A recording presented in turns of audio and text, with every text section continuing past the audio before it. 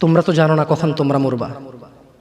শোনো, তুমি অপরাধ করিও যদি তোমার মনে হয় আল্লাহ তোমাকে দেখে না, তখন করিও। তুমি অপরাধ করিও যদি তোমার মনে হয় আল্লাহ তোমাকে জিজ্ঞেস করবে না, তুমি নিশ্চিত বেঁচে যাবা। তুমি অপরাধ করিও যদি তোমার মনে হয় যে আল্লাহ তোমার জন্য জাহান্নাম নির্ধারণ করবে, আর তুমি আল্লাহকে বলবা আল্লাহ আপনি বললেই হবে নাকি আমি জাহান্নামে যাব। যদি এই ক্ষমতার অধিকারী হও তাহলে তুমি অপরাধ করিও। তোমাকে বলি, মহিলা, মা, বোন, চাচা, চাচি, নামাজ ছাড়া মানুষ মুসলমান থাকে না। ওয়াল্লাহি আমি বলছি না কোথায় বাঁধবেন, তর্ক পরে। আমি বলছি আপনি নামাজটা স্টার্ট করেন। আমি বলছি না যে তারা ওই 20 রাকাত পড়বেন না 8 রাকাত পড়বেন। আমি বলছি যে আপনি পড়েন, 2 রাকাত হইলেও পড়েন। আমি বলছি যে আপনি ঈশার নামাজ 15 রাকাত দরকার নেই, আপনি শুধু 4 পড়েন। আমি কি বলছি সুন্নত বাদ দিতে? আমি বলছি যে তুমি পড়ছো না, শোনো, ভয় পেও না, ঈশার নামাজ 15 রাকাত তোমার উপরে ফরজ নয়। আমি তোমাকে না করছি না 15 রাকাত পড়তে। আমি বলছি যে তুমি নামাজই পড়ো না, 4 পড়ো। এই 4 রাকাত ঈশা না পড়লে তুমি মুসলিম নও। 3 রাকাত মাগরিব না পড়লে তুমি মুসলিম নও। 4 রাকাত আসর না পড়লে তুমি মুসলিম নও। দেখো আমাকে দোষ দিও না। বুখারী খোলো, সালাত অধ্যায়ে যাও, আযান অধ্যায়ে যাও। আল্লাহর নবী বলেছে তারা ওরা কাফির, ওরা মুশরিক, ওদের আর আমি মুহাম্মদুর রাসূলুল্লাহ সাল্লাল্লাহু আলাইহি ওয়াসাল্লামের উম্মতের মধ্যে পার্থক্য হচ্ছে নামাজ। সুবহানাল্লাহ। ও সাহাবা, ও উম্মত, তুমি চিনবা মুহাম্মদের উম্মতকে সাল্লাল্লাহু আলাইহি ওয়াসাল্লাম। ও আমার উম্মত, তুমি কি আমার উম্মতকে চিনতে চাও? শোনো, তারা যারা আমার উম্মত না, আর এরা যারা আমার উম্মত। ওটা আমার উম্মত যেটা নামাজ পড়ে না, আমার উম্মত। তুমি আল্লাহর নবীর উম্মত ছাড়া কিভাবে মুসলমান হবা? তোমাকে আমি বলি নামাজটা ছাড়িও না প্লিজ। তুমি যে যে অপরাধে লিপ্ত আছো ছেড়ে দাও, চেষ্টা করো, কিন্তু নামাজটাকে তুমি এখন থেকে করবা। তোমার ফজর মিস হওয়া চাই না।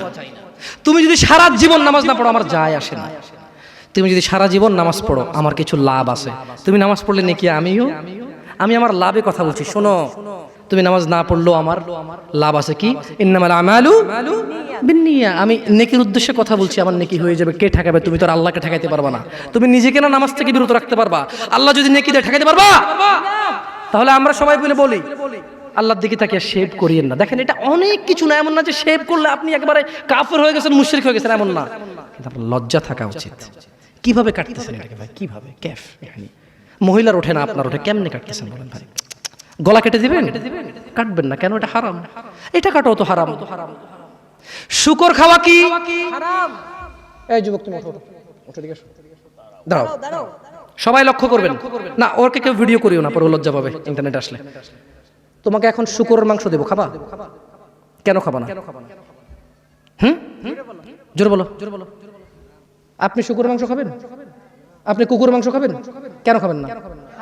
কেন? কেমন হারাম? শুকরের মাংস খাওয়া কি হারাম? এই এখানে তাহলে আর বলছি না, কেউ কি রাজি হবে তার বোনের সাথে জানা করতে? কেন? তো নামাজ না পড়া কি? শুকরের মাংস খাচ্ছ না হারাম দেখে নামাজ ছেড়ে দিচ্ছ, তো সেটা তো হারাম। তার মানে তোমার যদি স্বাদ লাগতো আর তোমার বাপ মা যদি শুকরের মাংস খাইতো তুমিও খাইতা, হারাম আর বাস্তা। ঠিক। তোমার বাপ নামাজ পড়ে না যুবক, তাই তুমি নামাজ পড়ো না। তোমার বাপে ভাত খায় তাই তুমি ভাত খাও। পাকিস্তানের রুটি খায় তাই ওরা রুটি খায়। চাইনিজরা এভাবে লাঠি দিয়ে খায়, ওরা লাঠি দিয়ে খায়। শোনো, তুমি বলতে চাচ্ছ তুমি শুকর খাও না কারণ এটা হারাম, তুমি মিথ্যু। তুমি একটা চরম মিথ্যাবাদী, ধোঁকাবাজ। ঠিক। তুমি বলছো তুমি শুকর খাও না, এটা হারাম না? তাহলে তুমি নামাজ না পড়ো তো হারাম, তা তুমি কেমনে ছেড়ে দিচ্ছ? এই যুবক, তোমাকে যদি বলে ন্যাংটা হয়ে হাঁটো, হাঁটবা? কেন? ন্যাংটা হয়ে কেন হাঁটবা না? কি নোংরা কাজ? তো নামাজ পড়ো না, তোমার শরম লাগে না? শুকরের মদ কি রাস্তায় হেঁটে মদ খেতে পারবে? কার সাহস আছে? এখানে সাহসের অভাব নেই। বাপরে বাপ, এই কথা বলে আবার কারো সাহস জায়গায় দিতে চাই না। তবে অনেকেই চাইবে না। অনেকেই কেন? শরম। কেন? কারণ কেউ যদি রাস্তা দিয়ে হেঁটে হেঁটে মদ খায়, ওর সাথে কেউ মেয়ে বিয়ে দিবে? কেউ? আপনি রাজি হবেন রাস্তায় ভাবে মদের বটল নিয়ে হাতে হাতে মদ খায়, এর কাছে মেয়ে বিয়ে দিবেন? কেন? এটা নির্লজ্জ লোক মদ হেঁটে হেঁটে খায় ওপেনে। এই ছেলেটাই কিন্তু ওপেনে নামাজ পড়ে না, আপনি মেয়ে বিয়ে দিচ্ছেন। ঠিক। আপনি নাকি ধার্মিক, হ্যাঁ চিটিং মেশি। ওয়াল্লাহি আমি আপনাকে বদনাম করতে আসিনি, কিন্তু আপনি মিথ্যুক, এটা বুঝে নেন। তো আচ্ছা, আপনাকে মিথ্যুক বলার পর আমার কতটুকু লাভ হলো? 2-4 লাখ টাকা যাবে, ঢুকেছে, ঠিক না? আমেরিকা থেকে আসতেছে। না, আমি আপনাকে মিথ্যুক বলে লাভ না, আমি আপনাকে মিথ্যুক বলতে আসি নাই।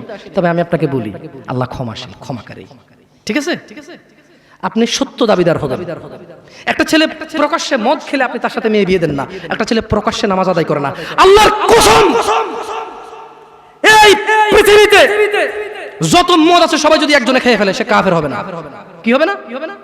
কিন্তু এক ওয়াক্ত নামাজ ছেড়ে দিলে কাফের। ঠিক। আপনার কাছে মদ খাওয়াটা, আমি কি মদ খাওয়াকে ছোট করে দেখতেছি তার মানে না?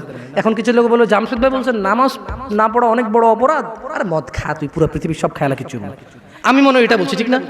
না, এরকম বুঝে ভাই, বুঝে এরকম অনেকে আছে, বুঝে। এটা বুঝিয়েন না, আমি উদাহরণ দিয়েছি। শরম করুন।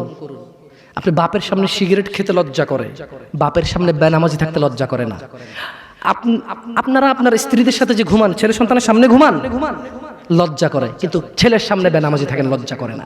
আপনি বুঝেন, এই পৃথিবীতে লা ইলাহা ইল্লাল্লাহ বলার পরে, লা ইলাহা ইল্লাল্লাহ বলার পরে, ওয়া আন্না মুহাম্মাদুর রাসূলুল্লাহ বলার পরে শিরক, আল্লাহর সাথে অংশীদারিত্ব হচ্ছে সবচেয়ে বড় অপরাধ, ঠিক আছে? জি। এরপর কাজ হচ্ছে সলা, এরপর কাজ কি? নামাজ। এরপর কাজ কি? নামাজ। আপনি জানেন এই নামাজ না পড়লে মানুষ কাফের হয়ে যায়, অথচ মানুষ ন্যাংটা হয়ে হাঁটতে লজ্জা পায়, মানুষ প্রকাশ্যে মদ খেতে লজ্জা পায়, মানুষ প্রকাশ্যে দাঁড়িয়ে পেশাব করতে লজ্জা পায়, মানুষ প্রকাশ্যে প্রেমিকার সাথে কথা বলতে লজ্জা পায়, মানুষ বাপের সামনে সিগারেট খেতে লজ্জা পায়, মানুষ প্রকাশ্যে শুকরের মাংস খাবে না, মানুষ প্রকাশ্যে সিগারেট খায় না, মানুষ প্রকাশ্যে গাঁজা খায় না, মানুষ প্রকাশ্যে নাচে না, মহিলারা প্রকাশ্যে গোসল করতে লজ্জা পায়, পুরুষরা প্রকাশ্যে পায়খানা করতে লজ্জা পায়, কিন্তু কেউ এত জঘন্যতম অপরাধ যা না করলে কাফের হয়ে যায়। প্রকাশ্যে সবাই আজান চলে, কেউ মসজিদে আসে না, কেউ লজ্জা পায় না। ঠিক। তাহলে দুনিয়া কি বলেন তো? তুচ্ছ খেলতামাশা। নামাজটাকে ঠিক করেন। যদি আল্লাহ আমাকে বাঁচায় রাখে, আগামী বছর আনলে, আজকে পরিচয় দিয়ে গেলাম। কি দিয়ে গেলাম? আমার নাম জামশেদ মজুমদার, এতেই আমার চলে। কোনো আলেম মোল্লা মুন্সি তেমন কিছু না, কোনো রকমের যা পারি তা বলি। যদি আপনাদের প্রয়োজন হয় ভবিষ্যতে ডাকবেন। আজকে আল্লাহ ভীতি নিয়ে কথা বলে গেছি, পরবর্তী সময় আসলে ইনশাআল্লাহ কোন আমাল করলে মানুষ জান্নাতে যাবেই যাবে, এটা নিয়ে কথা বলবো ইনশাআল্লাহ। আসসালামু আলাইকুম ওয়া রাহমাতুল্লাহি ওয়া বারাকাতুহু। আমি তো হারাম রিলেশন সম্পর্কে এগুলো বলা আছে অনেক। হারাম রিলেশন না, যারা প্রেম প্রীতি করে, এগুলো নিয়ে তাহলে একটা মানে পরকিয়া। আমাকে দেখেছি কই প্রশ্ন কোথায়? না, প্রশ্নটা লিখতে বলেছিলাম, তো লেখা হয়নি। পরকিয়া করতে। আচ্ছা, একটা প্রশ্ন করি আপনাদেরকে। প্রশ্নটা হচ্ছে, ঘুকে বিসমিল্লাহ বলে খেলে হারাম হালাল হবে? কে হাসতেছেন কেন? ঘু বিসমিল্লাহ বলে খেলে হারাম হবে না হালাল হবে? হারাম হবে। কেউ যদি জিনা করতে যায়, যদি বলে যে বিসমিল্লাহ আল্লাহুম্মা জান্নিবনা শাইতান ওয়া জান্নিবিশ শাইতানা মা রাযাকতানা, জিনাটা হালাল হয়ে যাবে? হ্যাঁ।